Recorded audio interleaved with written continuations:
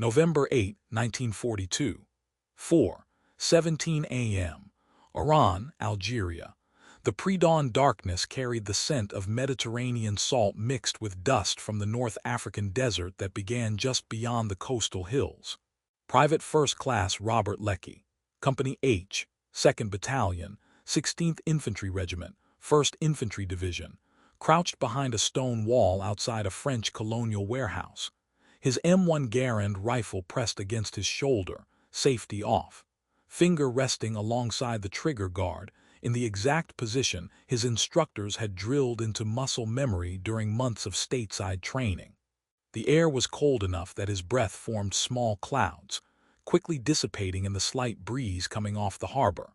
Somewhere in the darkness ahead, Vichy French forces loyal to Germany's collaborationist government were preparing defensive positions, unaware that Operation Torch, the Allied invasion of North Africa, had begun 90 minutes earlier with amphibious landings along 300 miles of coastline.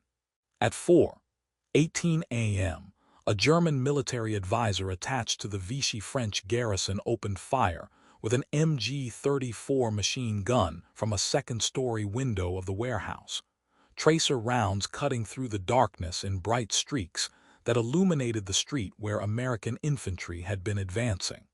Leckie heard the distinctive sound of the German weapon, faster than American machine guns, around 900 rounds per minute, a buzzsaw roar that had terrified Allied soldiers in France in 1940 and in Russia since 1941. The Americans in the street dove for cover, pressing themselves against walls and into doorways. German and French small arms joined the MG-34, creating a volume of fire that turned the warehouse approach into a kill zone. For perhaps 15 seconds, the Germans controlled the engagement, their superior rate of fire pinning the Americans, their prepared positions giving them tactical advantage. Standard doctrine called for Americans to pull back, call for mortar support or armor, and reduce the position systematically over the course of hours. But at 4:19 a.m., Leckie and 11 other American riflemen who had taken cover along the flanking wall did something German military observers would note with surprise in after-action reports. They stood up, advanced toward the warehouse in a skirmish line, and opened fire with their M1 Garands while moving. The sound of 12 Garands firing in sustained semi-automatic cadence was unlike anything the Germans had heard from infantry rifles. Each rifle held 8 rounds in an internal clip. Each soldier carried 10 additional clips on bandoliers and in ammunition pouches. The Garand's gas-operated semi-automatic action meant that pulling the trigger once fired a single shot, the rifle automatically ejected the spent casing and chambered the next round, and the weapon was immediately ready to fire again with another trigger pull. A trained rifleman could empty an 8-round clip in 6 seconds. Leckie, who had qualified as expert marksman and had practiced rapid magazine changes until he could reload in under 3 seconds, fired 40 rounds in the first minute of contact, his rounds and those of his squadmates shattering the warehouse windows, suppressing the MG-34, forcing the German advisor and French defenders to take cover.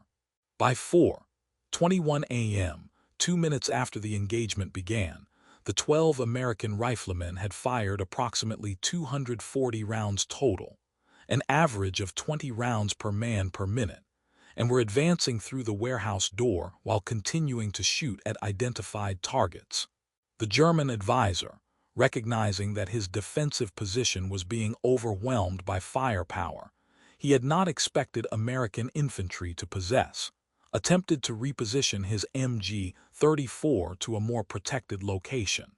Before he could complete the move, 3 American rounds struck the weapon's receiver, disabling it. By 4:25 a.m., 6 minutes after the firefight began, the warehouse was secure, the French defenders were surrendering, and the German advisor was dead, killed not by overwhelming force or superior tactics, but by a volume of accurate rifle fire that German military doctrine assumed was impossible for infantry armed with standard battle rifles to deliver. This pattern, American infantry, using M1 Garands to generate firepower that German forces did not anticipate and could not immediately counter, would repeat across every theater where American and German forces met from November 1942 through May 1945.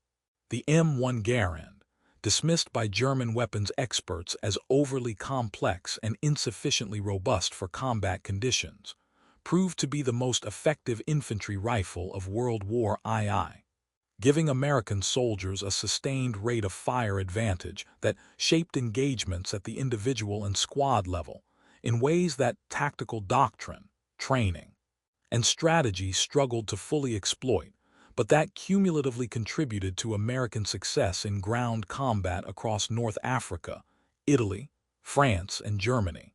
To understand why German generals called the M1 Garand too complex, and why they were catastrophically wrong, one must first understand the state of infantry's small arms in the 1930s when the rifle was developed. Infantry rifles in every major military were bolt-action weapons, direct descendants of designs from the late 19th century. The German Karabiner 98K, standard rifle of the Wehrmacht, was a refined version of the Juyer 98 introduced in 1898. The British Lee-Enfield dated to 1895, with modifications through the 1930s.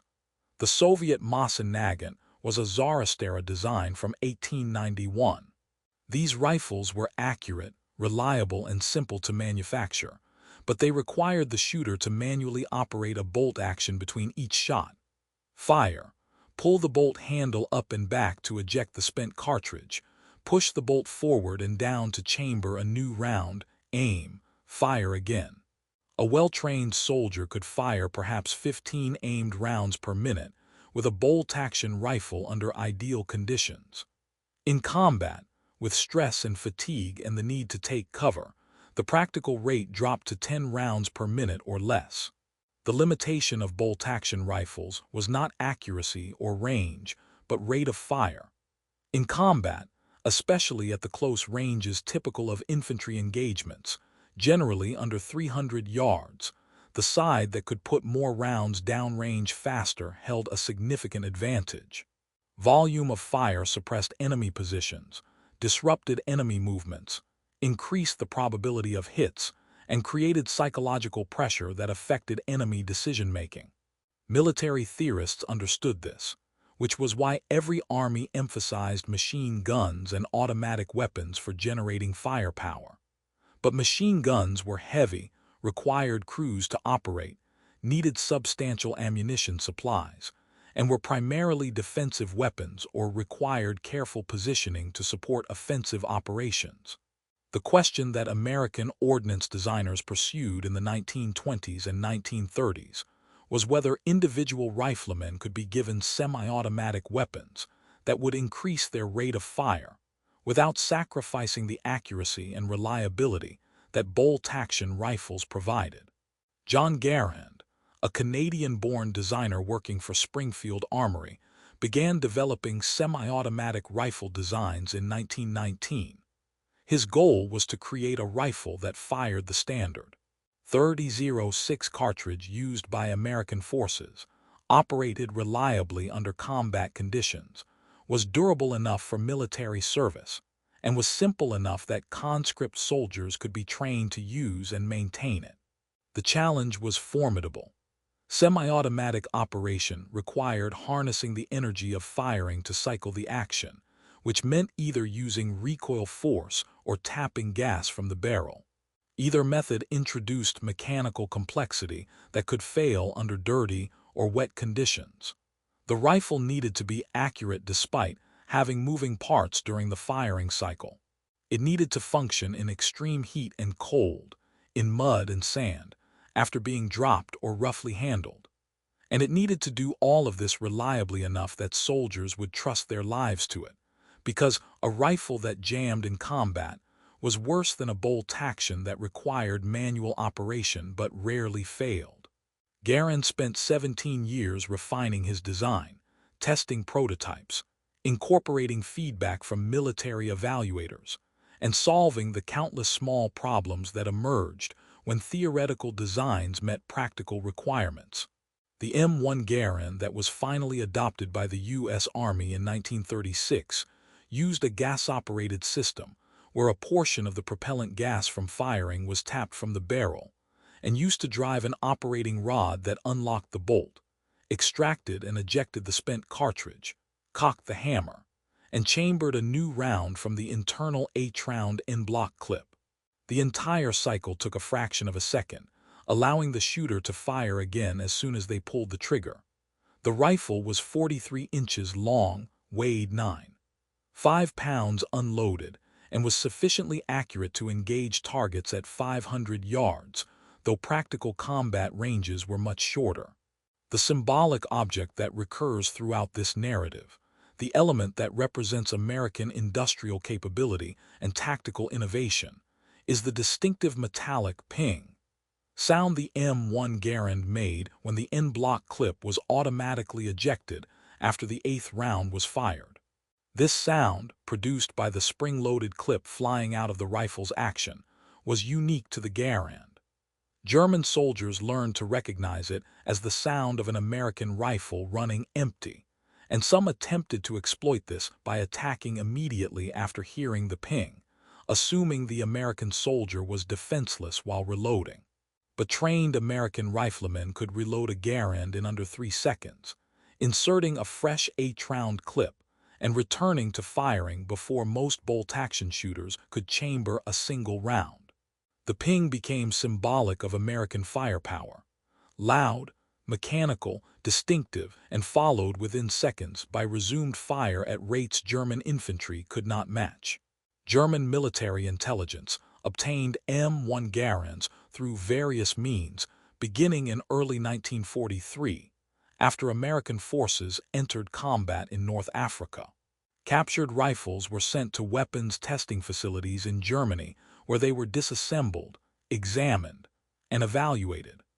German ordnance experts' assessments were documented in reports that survived the war and reveal a mixture of technical admiration and doctrinal skepticism. The reports acknowledged that the Garand was well manufactured, that its gas system was clever and effective, and that it provided a significant rate of fire advantage over bolt-action rifles. However, German evaluators concluded that the rifle was too complex for mass production under wartime conditions, that its mechanical sophistication would lead to reliability problems in combat, that the 8-round internal magazine was insufficient compared to the 5-round magazines of German rifles, a curious conclusion given that 8 is more than 5, and that American soldiers, assumed to be poorly trained and lacking combat experience, would not be able to maintain or effectively employ such a complex weapon system. These assessments reflected German preconceptions more than objective analysis. German industry in 1943 was producing weapons of extraordinary complexity, including the Tiger tank with its intricate transmission and the MG-42 machine gun with its extremely high rate of fire requiring sophisticated manufacturing. The claim that the Garand was too complex for mass production was factually wrong. American industry ultimately produced over 5.4 million M1 Garands between 1936 and 1957, with wartime production exceeding 4 million rifles. Springfield Armory and Winchester produced Garands at rates that German factories could not match for any comparable weapon system. The assumption that American soldiers were poorly trained was also wrong and reflected a persistent German tendency to underestimate American military capability based on stereotypes about American culture and society. The emotional contrast between German expectations and combat reality began in North Africa in November 1942 and intensified through subsequent campaigns.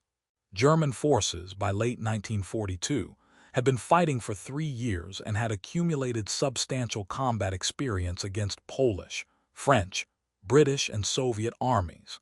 They had developed tactical doctrine that assumed German infantry, armed with bolt-action rifles supported by MG-34 or MG-42 machine guns, could generate superior firepower compared to any likely enemy, except massed Soviet forces using volume to compensate for inferior equipment. This doctrine worked against British infantry armed with bolt-action Lee-Enfields and against Soviet infantry, whose semi-automatic SVT-40 rifles were never distributed in sufficient numbers to change the tactical equation at squad level. American infantry in late 1942 were relatively inexperienced, and early engagements in North Africa revealed deficiencies in training, leadership, and tactical coordination. The disaster at Kasserine Pass in February 1943, where German armor routed American forces and inflicted over 6,000 casualties, seemed to confirm German assumptions about American military incompetence.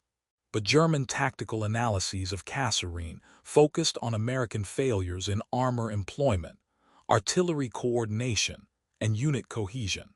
They noted, but did not emphasize, reports from German infantry about the surprisingly heavy volume of rifle fire American infantry delivered, or the difficulty German soldiers experienced when attempting to close with American positions that could maintain sustained accurate fire at rates bolt-action rifles could not achieve.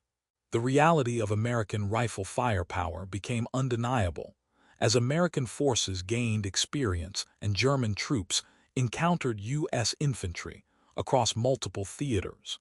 In Sicily, in July 1943, German paratroopers defending against American amphibious landings reported that American infantry squads generated firepower comparable to German squads despite Americans having fewer machine guns per squad. The Germans attributed this to American ammunition expenditure, which they assumed was wasteful and unsustainable. In Italy through 1943 and 1944, as American forces fought through mountainous terrain where engagements occurred at close range, and infantry firepower mattered more than armor or artillery. German after-action reports increasingly noted that American infantry could deliver volumes of accurate rifle fire that suppressed German positions and allowed American forces to maneuver effectively even when outnumbered. The transformation of German tactical assessment regarding the M1 Garand occurred gradually through 1943 and 1944. Initial dismissal gave way to grudging acknowledgement that the rifle was effective, though German reports continued to claim it was overly complex and would fail under sustained combat conditions. But the rifles did not fail. They functioned reliably in North African heat and sand, in Italian mud and cold, in French hedgerows, and in German forests during winter. American armorer reports documented that the Garand required minimal maintenance, that parts breakage was rare, that the rifle could fire thousands of rounds with only basic cleaning. German soldiers who captured Garands and used them, not an uncommon occurrence, as weapons were often picked up on battlefields, reported that the rifles were actually easier to use than their own Kar 98K, and dramatically increased the firepower of whoever carried them. By 1944, German tactical manuals included sections on countering American infantry that acknowledged the firepower advantage American squads possessed due to their semi-automatic rifles. The manuals recommended that German forces avoid close-range engagements where American rate of fire was most advantageous, that German infantry should emphasize use of machine guns to suppress American positions before maneuvering, and that German units should attempt to engage American infantry at longer ranges where bolt-action accuracy remained competitive. These recommendations tacitly admitted that in typical infantry combat conditions, ranges under 300 yards, engagements lasting minutes rather than hours, situations requiring quick reaction and sustained fire, American infantry armed with Garands held a significant advantage that German forces could mitigate but not eliminate. The statistical evidence of the Garand's effectiveness is difficult to isolate from other factors that contributed to American combat success, but certain data points are revealing.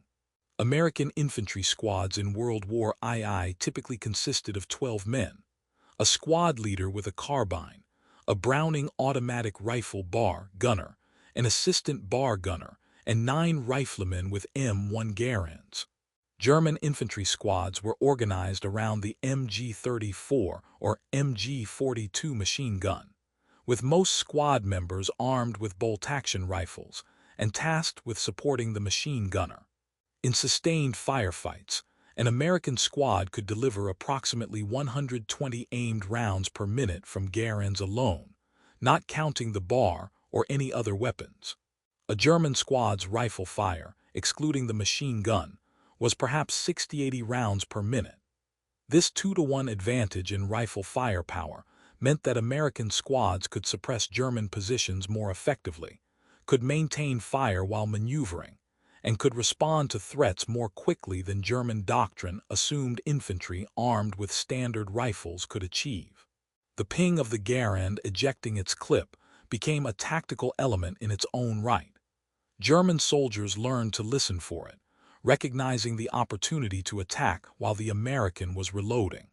Some American soldiers became concerned about this vulnerability and developed techniques to mitigate it.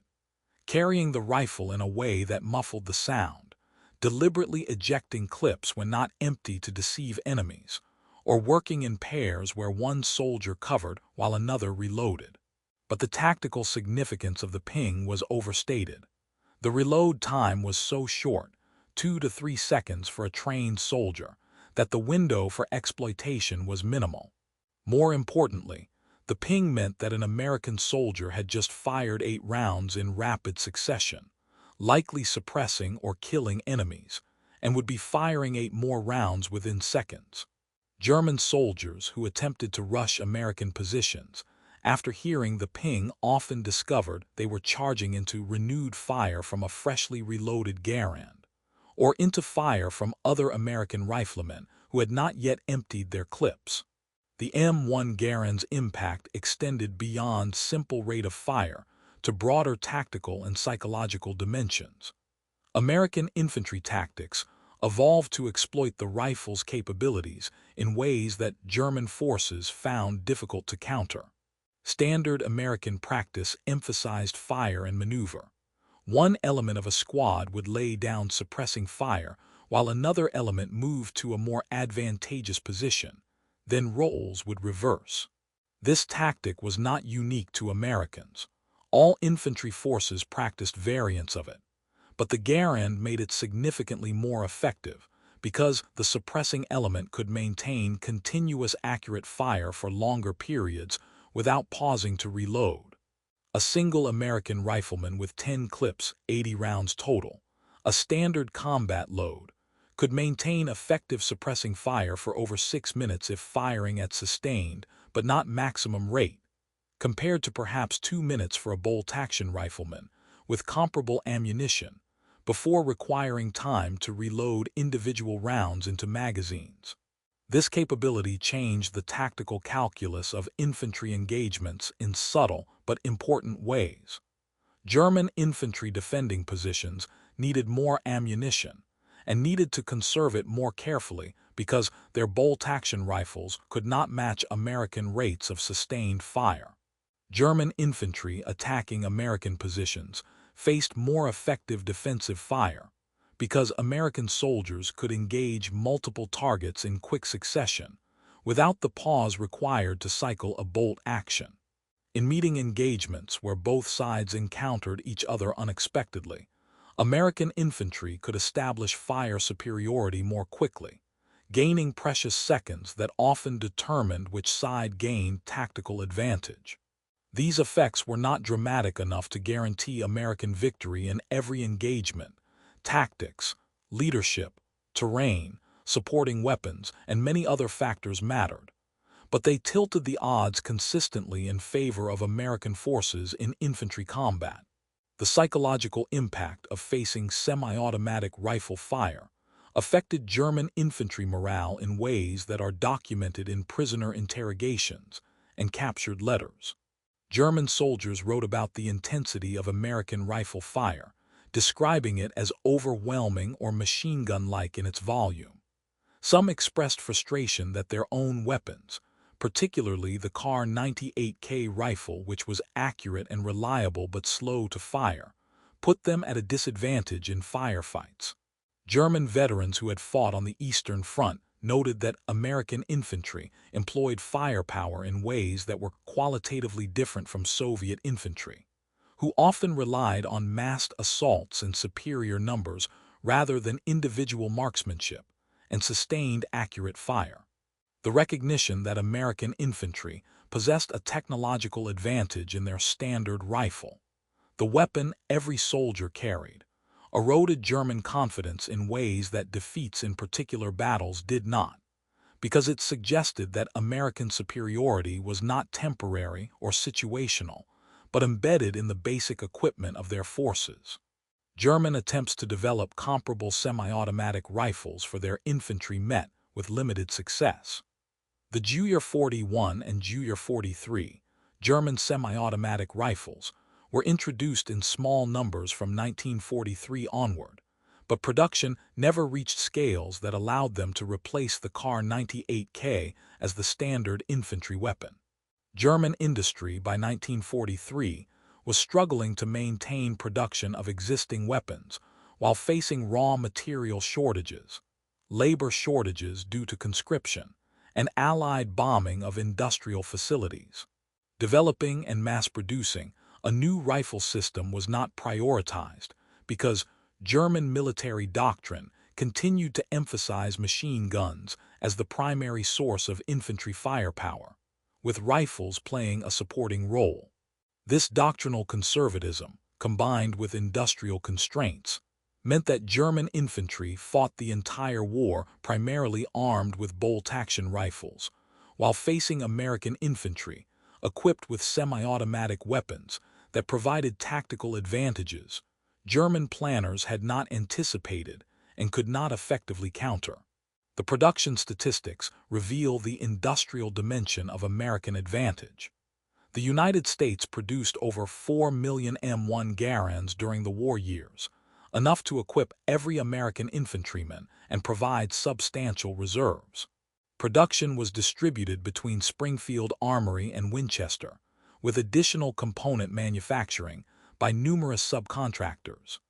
Quality control was rigorous, with rejected rifles returned for correction and parts standardized to allow field-level repairs using interchangeable components from different manufacturers. This industrial infrastructure reflected American manufacturing capability at its most characteristic.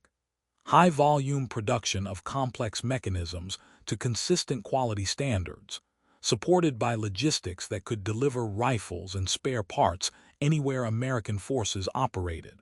German industry, stretched thin supporting multiple weapon systems and facing constant resource constraints, could not replicate this achievement even if German doctrine had prioritized semi-automatic rifles. The recurring ping of the Garand clip ejection, heard on battlefields from North Africa to Germany, became more than just a mechanical sound. For American soldiers, it was the sound of their weapon functioning correctly, the automatic ejection of the clip signaling that 8 rounds had been fired and the rifle was ready to be reloaded. For German soldiers, it became associated with American firepower, a distinctive auditory marker of American presence and American tactical advantage.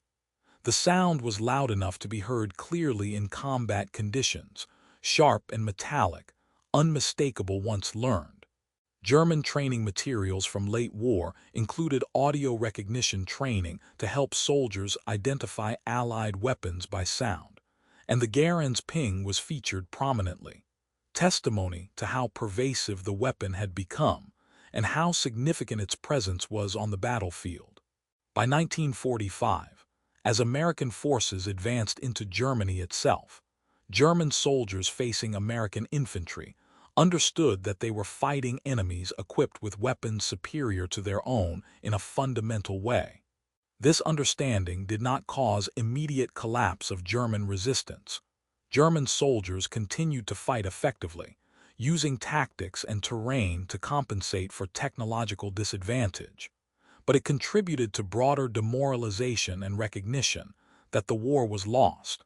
When German soldiers surrendered in the final weeks of the war, some specifically requested M1 Garands as souvenirs or asked American soldiers about the rifles, wanting to examine the weapons that had given American infantry such consistent advantage. This curiosity mixed with resentment, the acknowledgement that American industrial capacity had produced weapons German industry could not match, and that German military doctrine had underestimated the tactical significance of semi-automatic rifles in infantry combat. The broader implications of the M1 Garand success extended beyond World War II to shape post-war infantry weapons development worldwide. The rifle demonstrated that semi-automatic operation was practical and effective for infantry use, refuting the skepticism that had limited adoption of such weapons before the war. Every major military after 1945 moved towards semi-automatic or fully automatic rifles as standard infantry weapons, recognizing that rate of fire was a critical factor in infantry effectiveness. The M1 Garand itself remained in American service through the Korean War and into the early years of the Vietnam War, proving its durability and reliability across different conflicts and conditions.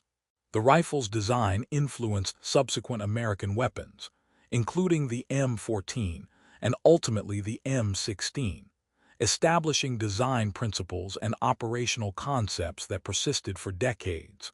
The transformation that occurred in military thinking about infantry small arms reflected lessons learned from the Garand's combat record. Rate of fire, previously considered a secondary concern compared to accuracy and reliability, came to be seen as equally important. The ability of individual soldiers to lay down sustained suppressing fire while maneuvering, previously possible only with automatic weapons like bars or light machine guns, became expected of all infantry rifles. The industrial capacity to produce sophisticated weapons in millions of units, previously assumed to be available only for simple designs, was demonstrated to be achievable for complex semi-automatic systems when proper manufacturing infrastructure existed. These lessons reshaped infantry tactics, weapons design, and procurement priorities in ways that affected military operations long after the M1 Garand itself was retired from service. For German generals who had called the M1 Garand too complex, the reality of facing American infantry equipped with these rifles represented a failure of analysis that had tactical and strategic consequences. Their assessment was not purely wrong. The Garand was indeed more complex than a bolt-action rifle, and it did require more sophisticated manufacturing, but they drew incorrect conclusions from correct observations. Complexity is not inherently negative if it delivers performance advantages that justify the added cost, and if industrial capacity exists to produce complex items reliably at scale. American industry possessed that capacity. German industry increasingly did not as the war progressed. The German failure was not in observing the Garand's complexity, but in assuming that complexity made it impractical, that American industry could not mass-produce it effectively, and that American soldiers could not employ it successfully in combat. This failure of assessment paralleled broader German strategic errors in underestimating American military capability. German military planners consistently assumed American forces would be poorly trained, poorly led, and unable to compete with German veterans in combat effectiveness. These assumptions were partially validated in early engagements where inexperienced American units performed poorly, but they blinded German leadership to evidence that American forces were rapidly gaining experience, that American training was improving, that American industry was producing weapons that gave American soldiers tactical advantages, and that American organizational capability was creating military forces that could sustain operations on multiple continents while maintaining force quality. By the time German generals revised their assessments of American military effectiveness, the strategic situation had shifted irrevocably against Germany, and tactical advantages like the M1 Garand were contributing to a cumulative Allied superiority that German forces could not overcome. The epilogue to the M1 Garand story extends into the Cold War and beyond, but its World War II legacy remains its most significant contribution to military history. The rifle armed American infantry in every major campaign from North Africa to Germany, providing a consistent advantage that shaped countless small unit engagements. General George S.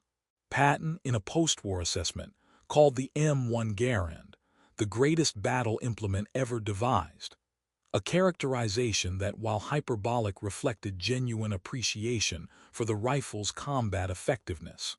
American veterans who carried the Garand in combat almost universally praised it, noting its reliability, its firepower, and its psychological value in giving them confidence that their weapon would function when needed and would give them fighting chance against any enemy. The metallic ping of the ejecting clip, heard millions of times across battlefields on 3 continents, became a lasting symbol of American infantry in World War II. It represented industrial capability that could produce sophisticated weapons at unprecedented scale. It represented tactical innovation that recognized rate of fire as a critical factor in infantry effectiveness. It represented organizational capability that could train millions of soldiers to effectively employ a semi-automatic rifle that German generals had dismissed as too complex for combat use. And it represented the wider pattern of American military success in World War II, applying industrial resources and technological innovation to create tactical advantages that accumulated into operational and strategic superiority. German generals called the M1 Garand too complex, until American infantry demonstrated through thousands of engagements that complexity successfully implemented produces capability that simplicity cannot match. That industrial economies operating at scale can mass-produce sophisticated systems reliably, and that well-trained soldiers equipped with superior weapons hold advantages that tactical skill alone cannot overcome. The lesson, delivered round by round in firefights across Europe and learned too late by German forces who faced it, was that modern warfare increasingly favored nations that could combine technological innovation with industrial production and effective training, creating military forces that excelled not because of ideological fervor or tactical tradition, but because they possessed better tools used effectively in pursuit of clear objectives. The M1 Garand, dismissed as impractical, proved to be exceptionally practical. The American infantry who carried it, assumed to be inferior soldiers, proved to be highly effective.